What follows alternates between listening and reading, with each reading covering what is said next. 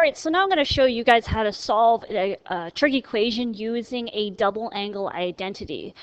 So here's our question here. Solve the given equation over the interval 0 to 180 degrees. So here's my given equation. As you can see, we have two trig ratios happening at the same time, cos x and sin x. So when we solve a trig equation, we usually try to write one in terms of the other. As you can see, it's not really straightforward at first. So what we can do here is actually create an identity. So for example, for cos x sin x, that is the more complicated side of this equation.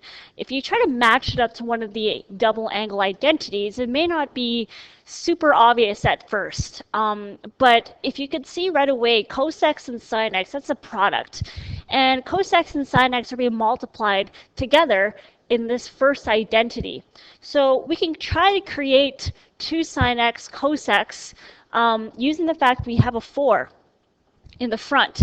So 4 is divisible by 2. It's just simply 2 times 2, right? And then cos x sin x. All right, so 2 times 2 times cos x sin x. I'm not changing anything around here. I'm just rewriting it, okay? So you'll see that 2 sin x cos x, or 2 cos x sin x, is the same as this identity right here. So we can rewrite that whole expression as sine double angle 2x is equal to 1. So as you can see here, I managed to rewrite both of these trig ratios, cos and sine, and I combine it as 1 now. But it is a double angle equation. So now to solve for the angles, so solve for x, try to isolate the trig ratio first. So I'm going to divide both sides by 2. And I'm left with sine 2x is equal to 1/2. Okay, so remember, when you're working with a double angle equation, you want to take a look at your domain here. So my domain is 0 to 180.